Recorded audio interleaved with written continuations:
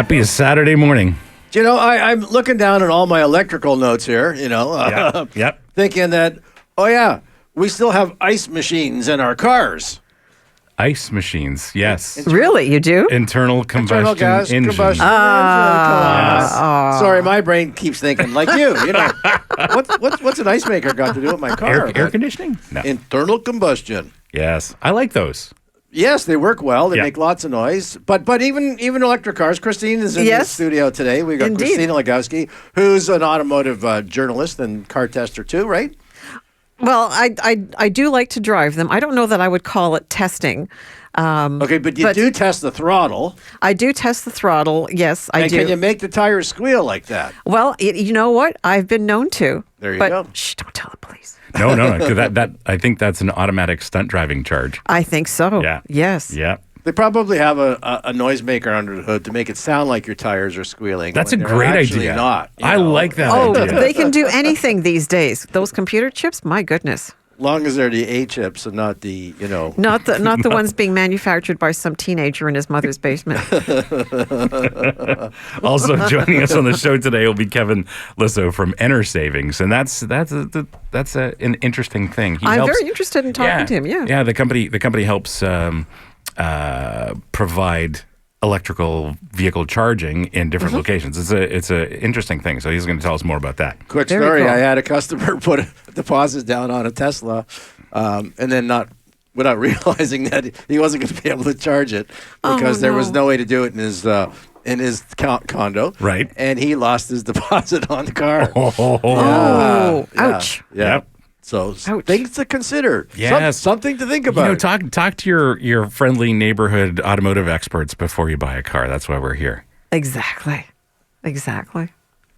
And propulsion makes no difference, eh?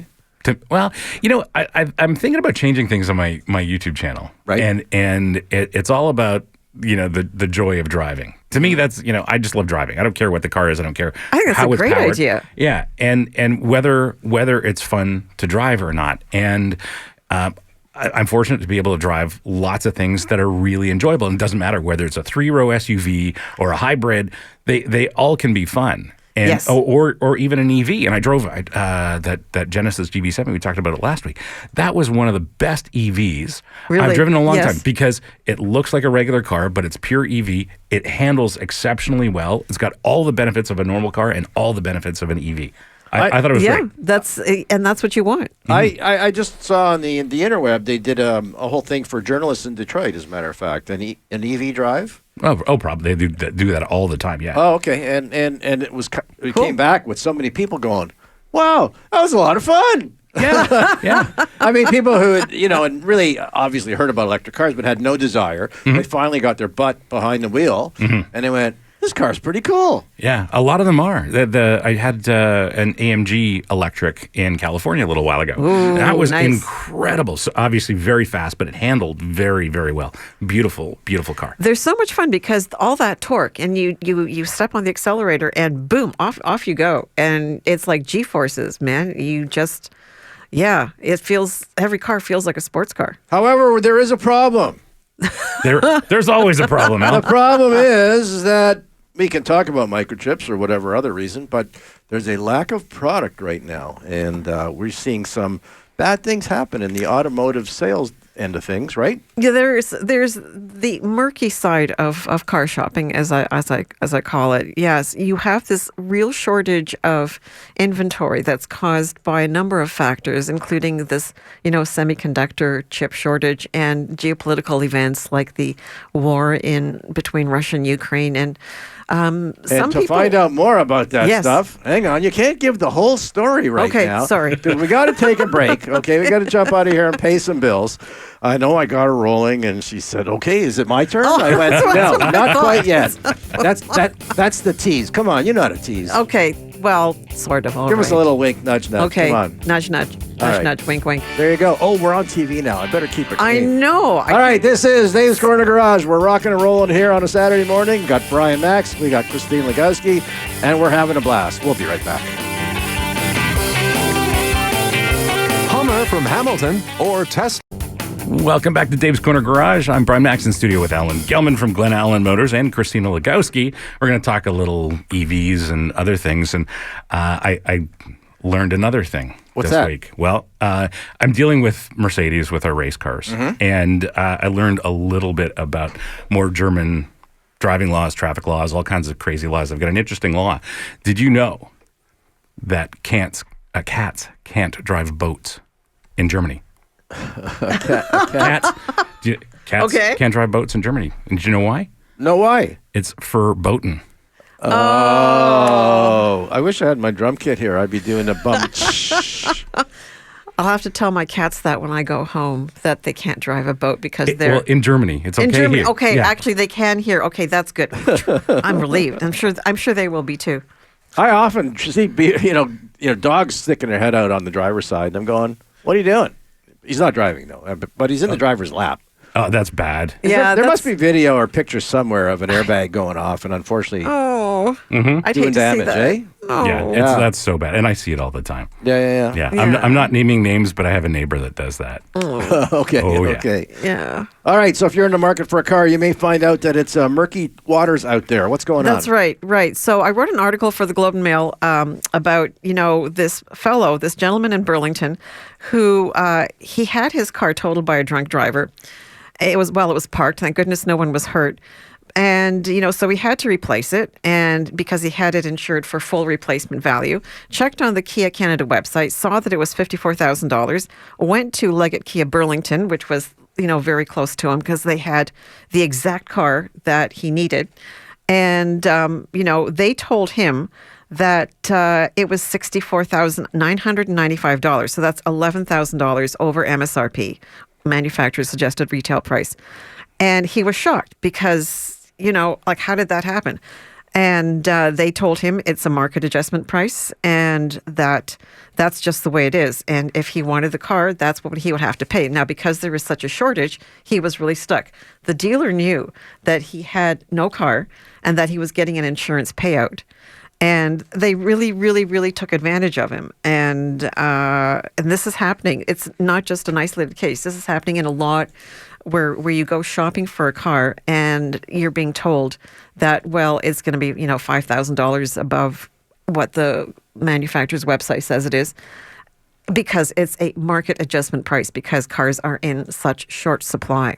I guess, our whole life, our mental thoughts are, the manufacturer can advertise a price, and especially if we watch Walmart ads, there's a big X through it, Yes. And it's like, oh no, this week our price is blah, blah, blah. So you're always used to it being less than. But, Yes, that's the way it's been. But now it's not. Now it's sort of gone the other way because again there's this shortage of inventory. So if you want a car, now is maybe not the best time to be buying a car unless you really need one. So are there rules? There are rules, and but this particular in the Motor Vehicle Dealers Act, there is no actual terminology, no actual wording that says a dealer shall not sell above MSRP. That for sure. So it's not. You can't say that it's illegal. I say it's not kosher, but that's me, and I really think it's unfair, and even though it does not contravene technically the Motor Vehicle Dealer Sales Act, it does sort of breach what they have, the Code of Ethics. Maybe we should just back up for 1 second because Yes. we constantly hear ads about, take a picture of the ad from Omvic, bring Yes. it into the dealership to prove that this is what it was advertised for. But why is there two different rules there? Well, what's happening is that the dealers are not actually advertising this marked up price. Okay. They very rarely actually will advertise a price from what I've seen.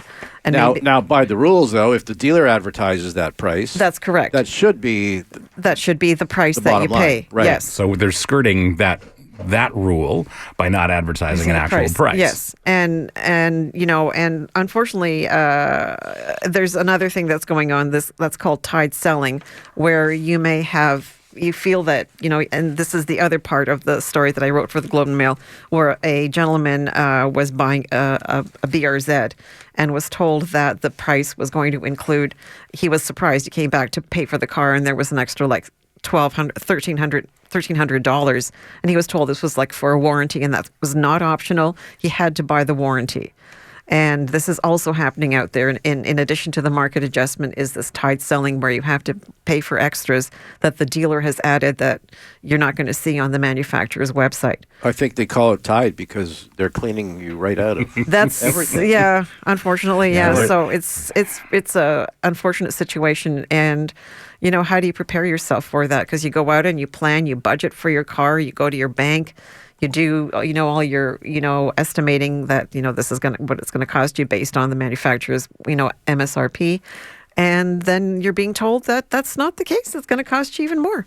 Yeah, and you really have to do your research with dealers. Like, for us sort of being involved in the car business, I have a few friends in the car business that I do trust, even in this market. Yes. And I'll send a friend to those people because I know they're going to be treated ethically. They're still going to pay over, but they're going to be treated ethically. So the car will be loaded up with all the accessories, but they're upfront about it. Right. And, the thing is that they're a business. This is the market. And, if somebody wants to try and find a better deal, it's not going to happen. They'll probably get treated worse somewhere else. Yes, and I mean, I don't begrudge anyone. This is the reality that we all have to make a living. We all have to make a profit. But I'm just, what I don't like is the fact that people are being taken advantage of, and people, the folks selling the cars are not acting. I don't believe they're being professional and honest. And it's sort of, and that is a breach of the code of ethics in the Motor Vehicle Dealer Act. This tide selling that you're talking about just sounds absolutely crazy. I don't know. I can imagine the fights and beefs that must go on, at the last minute. Seriously. Yes. Yeah, and some people... Like they've already got a license. They've got your plates on the car and said, oh, by the way, you owe us another $1,500. That'd be like, F you. I mean, that's crazy. Yeah, and they'll tell you, if you don't like it, go somewhere else. Wow. Well, how are you supposed to do that if you haven't want got a car? Yeah, exactly. All right, we're going to be back after this break with some more exciting things to talk about the car industry. And thought it was bad before? Ooh, it's getting uglier. Oh, dear. Yeah.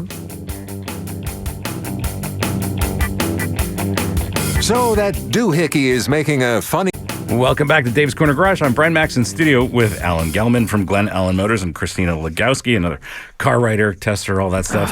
Found some interesting news. It's not affecting Canadian customers because our cars are different than the U.S., but I think it's on the news, it's certainly on social media, that a lot of Kias and Hyundais over the last few years have been getting stolen. And, on social media, they show you how to steal these cars. And then in a lot of cases, it was really just a college prank. It wasn't. Yeah. They weren't actually keeping the cars. No. Just for fun. Yeah. Because it's so easy to do.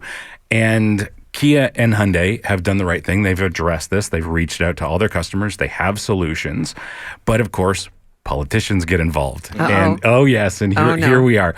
So on Thursday, the genius that is the mayor of Baltimore issued a press release, and he's joining a couple of other crazy city mayors and suing Kia and Hyundai for selling perfectly legal cars, and not doing their own jobs as leaders in their own cities and curbing car theft. No kidding. For real. My God. Yeah. I can't believe that. Yeah. Now, keep in mind, again, Canadian cars are not affected at all because we have immobilizers regulated. In Canada. So it's immobilizer related. Yeah. Yeah. So this is not a problem in Canada. Your Hyundai or Kia in Canada is safe. It can't be easily stolen. Oh, like that's this. such a relief. And it seems like it's all the base models. Like it's when people are buying the cheapest car possible. Yes. They're getting these, or they'd purchase these trim levels of Kias and Hyundais that didn't have immobilizers. Well, that would be people like me. That's what I always go for. But years ago, we used to see Dodges, towed in all the time because the ignition lock, of course, was metal, but the housing was plastic. So all you had to do was whack it with a hammer, and then the whole thing would fall out. And then you just needed a screwdriver to turn it, and away you go. That is Wow. That is right in line with the term dodgy. There's another. He's got his dad hat on today, eh? Yeah, really. I got that Chat GPT feeding me the dad jokes all the time. Yeah, let's make it cheap and cheerful, and if something happens, we'll figure it out after. Yeah, but thankfully we have immobilizers here on everything. It's right. So yeah, Canadians don't have to worry. But they've dealt with this. But anytime politicians get involved, it's going to go badly. But thankfully, they did catch a bunch of guys, and they found 500 cars apparently 2 weeks ago. Yeah, I mean that's another. I mean, we've talked about car theft in the city, and certainly where I live, people have got $2-3 million houses, no garages, and they park their Range Rovers, and Range Rovers are relatively easily stolen. Yeah. So they disappear from my neighborhood all the time, along with Lexus as well. My watch guy lost his Lexus out of his driveway. Oh, really? Mm-hmm. Yeah, I had a customer lose his Wow. Highlander, and but he called me. He was so suspect because it was in for service the day before. Yeah. And he honestly thought that somebody from the dealer maybe came back and stole his car. So I said, I don't really think so. He said, I don't know. It smells fishy to me. So, Al, you got a little side business there going on? Something we should know about? Yeah. Making extra keys, A when side they come hustle. in. Maybe we don't want to know about this. I don't want to be an that's true. accomplice. I'm Yeah. amazed how bold people will get. I remember years ago, and we mentioned Carl Compton this morning because he used to be the registrar Yes. of Omvik. And in my neighborhood, which apparently is a hotbed, for all kinds of skullduggery, whether it's fix and wreck cars or, revinning cars, it goes on in my neighborhood. It's not my fault. I'm not one of the guys. I was gonna say. But there's say. lots of them. And Carl said, if I could set off a bomb in your neighborhood, it would end 90% of my call complaints, And he said, but not about you, Al. It's okay. but I had to send him one day because sure enough, on the at the corner of the intersection was on a lamp standard was a sign that said, odometer repair.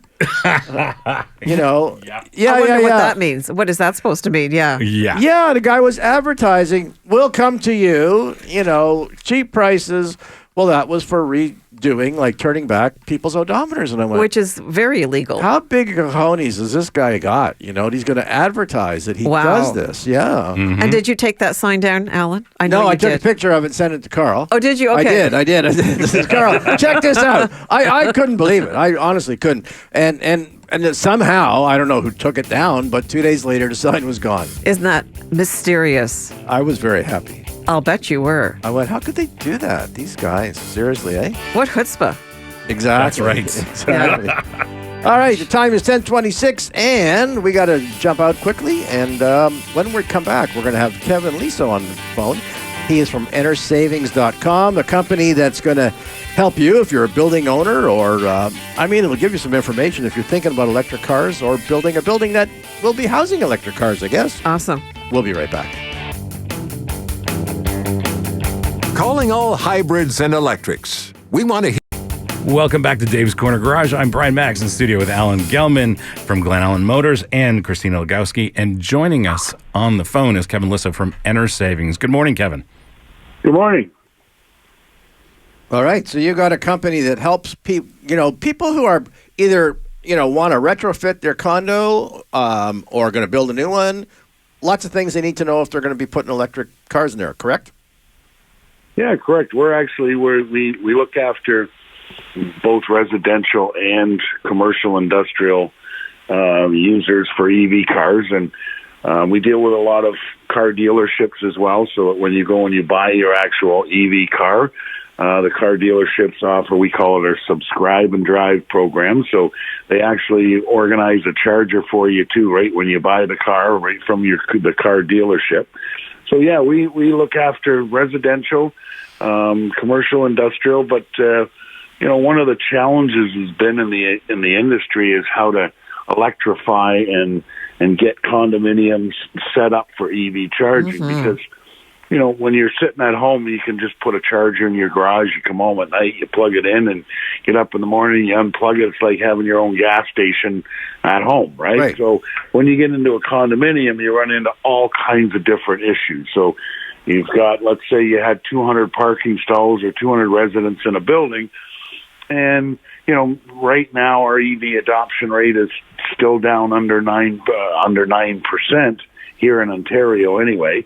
But so if you have out of 200 people that are looking to get out and buy a new vehicle, and you've only got 5 of them that say, I want an EV, well, it's pretty hard and it's challenging to have the condominium board come up with that kind of money to electrify all these different spots, because a lot of people say, well, I don't want an EV, or I'm not going to get one for 5 years, so why am I have to pay for this? And so there's all kinds of obstacles and issues to get around when it comes to condominium. So the one thing is affordability. Number two is a lot of these condominiums were built 10, 15, 20, 30 years ago, and they weren't built with EV in mind. And so there's capacity issues. So if you have 200 spots and your electrical system can only, electrify 50 of those 200 spots, well, what do you do about the other 150? Do you just give them the first come, first serve, and then, the rest of you guys are, you're out of luck? Or, you most likely what's going to happen is the condominium corporation needs to upgrade their electrical facility. And then you get into $300,000, $400,000, $500,000 to increase your capacity and bring proper lines in from the grid and upgrade all of your equipment, and it gets extremely costly. So when you get into something like that, you've got to start talking about energy management. So when we go into a condominium building, there is options here, and one of them is you need to understand energy management. You need to understand, for example, if you look at an electrical panel and you see 100 breakers on an electrical panel, but maybe out of those 100 breakers, only 20 of them are actually using power at any given time. Mm-hmm. For example, if, in a condominium building, 8 months a year, 7 months a year, the chiller in the cooling tower, which sucks a lot of power, they're not running in the winter months, right? So, right. You're in a position where if you can manage that power, and you've got I'm going to call it a brain, we call it our EMS Unical Management System, and what it basically does is it talks to your building's electrical system and says, okay, well, I got 300 amps here that's not being used, and I got 200 amps being here. So you can get around these issues by circuit sharing, EMS, to a point where you can electrify a 25-year-old building and get all 200 spots in. But it's been challenging to come up with these examples I'm giving you is coming up with solutions to these problems. So, and I think the biggest thing in the industry right now is there's this huge anxiety about people worrying about, their car running out of power and being stuck on the side of the road. And these are all fallacies, to be quite honest with you. If you understand what's happening out there in the charging world, there is chargers on all the en routes on the 400 series highways. There's an app now that when you're driving, you can just plug it in and please tell me where the closest EV fast charger is. Walmart's, Canadian Tires, Costco's, everybody's putting them in, because you can literally charge a car now in under 30 minutes, about 26 minutes. You can fully charge a car. So, the accessibility is getting better and better.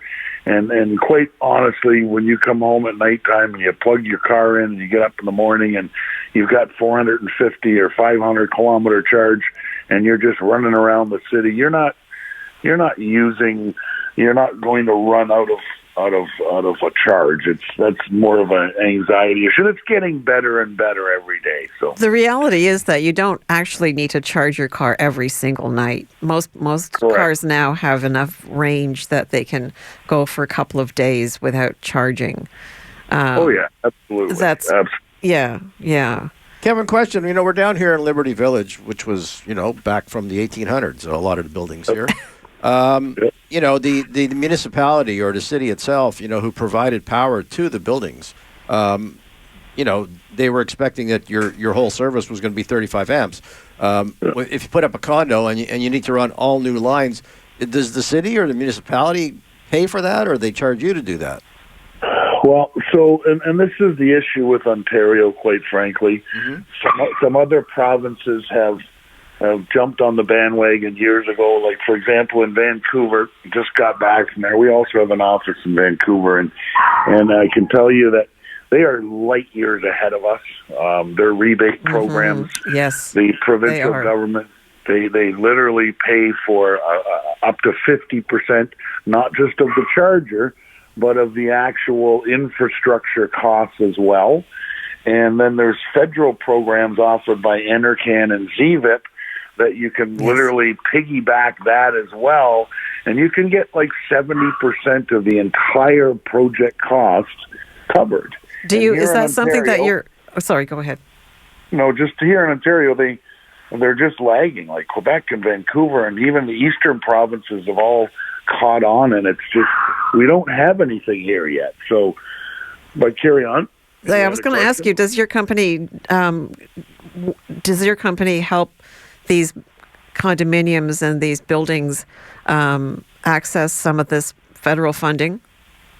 Yeah, that kind of is what sets us apart from some of our competition, is that we've got teams of people that's all they do is rebates, and we basically handle everything. We're a full turnkey operation that we come in and we do the rebates, whether it be provincially, federally.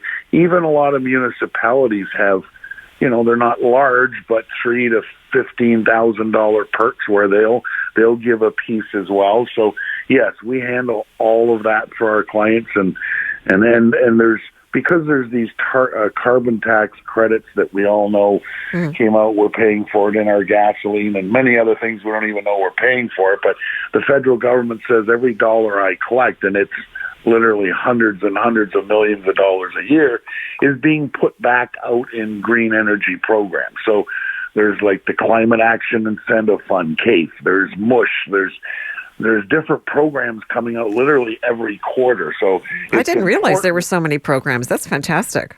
Oh yeah, there's new ones coming out every quarter. So you really got to be at the top of the learning curve, and you got to be on top of this because they don't really do a very good job advertising them. They just take a pool of money and say, first come, first serve. Here's $70 million for the province of Ontario. Here's what you need to use this for. For example, there's a program coming out right now that's being offered up by the Ministry of Transportation, and it's geared towards smaller communities where, populations under 60,000 who, usually can't play in these larger scale rebates that are out there. They're designed to electrify smaller communities, and where the green P parking signs are now, you're going to see electrified parking signs, and oh yes, you'll see in libraries. There's one of those right near me. Centers. Yeah.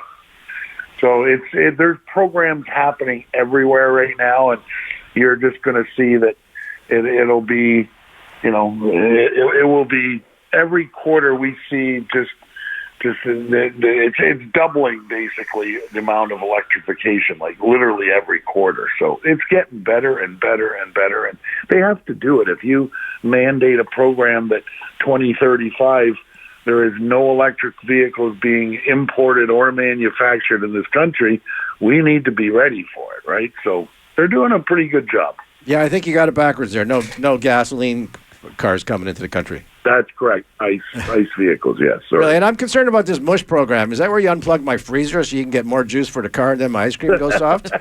No. that's the MUSH right there. Municipalities, but yes, no, it isn't.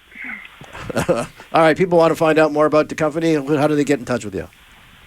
Well, they can check us out on the on the Google us or go on our website, and we give free estimates. We come out and look at your buildings, and as I said, you'll start seeing us in all the different car dealerships where we offer a subscribe and drive. So you go in and it's kind of a one-stop shop. You buy your car, you get your charger, we set it up at your house or your condominium or your business. So we're all right. You got all the answers. You're going to keep my ice cream hard. I'm happy. EnerSavings.com. Kevin, thanks for joining us. Not a problem. You guys have a great weekend. All right. You too, my friend. Bye-bye.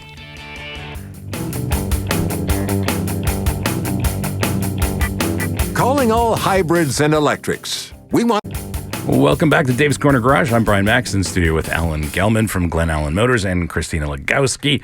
We're talking EVs again. And a couple of weeks ago, I had that F-150 Lightning, the all-electric F-150. And for the first time ever, I've been a big advocate for, living a normal life with an EV, and I take them everywhere. Right. First time ever, I got stuck.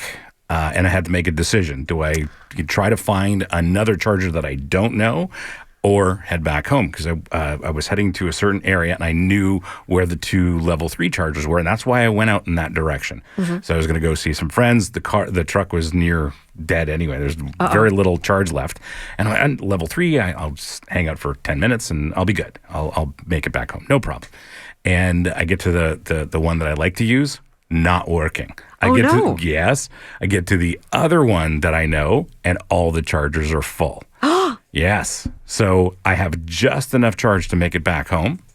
And instead of going to see friends, I turned around and went home. The question is, it like you pull up to a gas station and it's got a sign on that pump that says, dead, whatever. Right. But you can just go move your car 10 feet and use the next one. Are the charging systems like that where they're bad? Like just move away, or you got to go to the whole location is down? In that instance, there were, I think it was 2 or 3 chargers, and they were all gone. They were done. I've had all kinds of experiences where the charger is working and it doesn't like the connection to the car. I've had that before, which is no fun. But a problem with the physical plug? I have no idea. That doesn't tell you what's up. And sometimes it's just a software thing or gremlins. Yeah, and the app may or may not work or whatever the case is, and the app will tell you that the charger's available, but maybe it's actually not functioning. I've had all kinds of so you just unplug it, like spit 3 times, plug it back in, and then sometime it works. That hasn't worked either. Okay. On the other hand, I will say that the because our infrastructure. At the high speed level 3 infrastructure in Ontario is pretty good. I've had great luck with Ivy, and we've had them on the show. They're at the en routes, and they've, other than the cable not being long enough in their design, they work great, and they charge at high rates. So when I plan road trips, I'll plan to go to Ivy, and I know it's a reliable solution. Haven't had any problems, but sometimes it does happen. It's true, and it's funny you should mention that about the cable, because I had that with a vehicle that I had, and I thought, well, really, and I thought if I back in, that's not going to help, because then I have to go all the way around the car, and I just barely was it, and I'm not I'm not a strong person, I'm not a little person. And I wonder how, people, how often that happens, that the cable just is not long enough. It's like another thing they have to think about. I've watched enough videos where people pull into the gas station on the wrong side, and they try to make the hose go over the car. Yes. Same kind of thing, I guess. Same thing, but in Ivy's original design, their charging cables aren't quite long enough. They acknowledge it. I think the newer installs are pretty good, and they're updating their and you guys, chargers. You guys drive electric cars all the time. I've only seen a few. The where you fill it up or where you plug it in. Yes. Is it always in the front? Is it always in the back? Is it always on a certain side? It's all over the place. Okay. And some cars have chargers on both sides of the car. Oh, really? Yes. Yeah. I think I drove that Audi RS e-tron GTs 4-door. I love the car. Very enjoyable to drive. And it has charge ports on both sides. Right. And I mean, that's a good solution. But there's so many things to consider with the public charging infrastructure, and I think they're getting better. Actually, I really like Ivy, because they do send you updates and bulletins and stuff, and they tell you, okay, well, these are going to be down. We understand these aren't working very well, so we're going to not charge you as much. We're not going to charge you at all. While we're getting this problem corrected. So really? I think, a really key thing for these networks is I think just better communication with their users, and knowing which ones of their chargers are down, so they can actually send somebody out there to fix it, because it's not always just a software issue. It could be a hardware issue. It could be that there's a wasp's nest or something there that anything can happen, or a snowbank that you just can't get around. I don't know. It just ain't working. Exactly. There's Yeah. that too. And I think that's going to be the solution is these bigger charging networks are going to be known to be reliable. And I think EV drivers will end up gravitating towards those larger charging networks. Yes, and I mean you have in the U.S. there's an organization called Charger Help, and they work with I believe they work with Flow, and that's all she does is they have teams and they go out and they service downed chargers, and they're not just relying on the software. They actually physically send somebody out there to fix it because sometimes that's just what you have to do. Well, you know, what that takes you back to the fact that, well, I'm going to get an electric car, but it's going to be just my commuter car. But, you know, we'll use the wife's gas car when we want to go on a trip. Yeah, and right now can do that. that's pretty smart. Yeah. A lot of people are doing that, or they're opting for plug-in hybrids. You know, and of course, you know, anyone who's looking to buy a plug-in hybrid, they're sort of far and few between right now. A question, but on a plug-in hybrid, though, if you want to go just electric, because I was in a Toyota and it said you want to go that, apparently the life, it won't go far. No, it won't go far. No. Well, it depends on basically on the size of the battery. Right. Oh, that's true too. Yeah. So the plug-in hybrids tend to have a larger battery than a regular hybrid. But what that means is you're relying on the power of the electric motor to drive on EV. So, for example, a few weeks ago, I tested the Range Rover Sport plug-in hybrid. And it didn't, you look at the numbers and you look at this whole recipe of this car, all the specs, and you think, this isn't going to work really well. And in fact, it did. It's got a decent sized battery. And I think I was getting roughly 60 kilometers of range you could go on that the far. battery. Okay. And this thing is 6,000 pounds. But I know they're so heavy. They're so heavy. It was a lovely thing. It's probably not my choice of the Range Rover Sport. I want to drive the one with the big V8. But as a plug-in hybrid, extremely efficient. And, you know, for day-to-day driving, I was driving it around on EV only. Oh, cool. Yeah, cool. I mean, it's just so nice driving that EV driving experience. I compare it to it's very zen because, you know, there's no noise. And you've got that fast acceleration, and it really is. It's a whole different driving experience. I find it weird that enjoy. they make it. I find weird is the sound that these things make. I don't know how they come up with it. Like, what's this supposed to be mimicking? Well, some of the high-end car makers actually hire composers, like well-known composers. That's insane. To design the sound. To put out a single note. No, it generates a whole tune. Oh, it's not quite a tune. There's not. I don't think there are different notes, but it certainly changes pitch with speed and the amount of acceleration you're asking for. Yeah, but you see, that's what I like about the electric vehicles is that you don't have that, and it's a whole different headspace. Wow. But to each his own, I suppose. Yeah. Okay, we Mozart take a break. And you can hear that music. That was written by somebody probably back in the 60s as opposed to somebody now from electric car. Is that you on the drums there? I could, but not this one. Okay. This is Dave's Corner Garage. We'll be right back. They're called fingers, and they were given. Welcome back to Dave's Corner Garage. I'm Brian Max in studio with Alan Gelman and Krystyna Lagowski. And of course, don't forget to visit us on social media, Facebook, Dave's Corner Garage, Instagram, Dave's Corner Garage 1, because, you know, don't forget the 1. And we have a new YouTube channel, which is Dave's Corner Garage. So all our shows end up on YouTube. I feel too much pressure to shave now. You know, before I never had to consider my outfit to come to the radio show, you know? Now you have to be groomed. And I was always told I had a face for radio, and now it's all changed, right? You're absolutely right. So if you want to see what they mean by having a face for radio, check out our YouTube channel. And you were up at the track yesterday. Yeah. And they're off.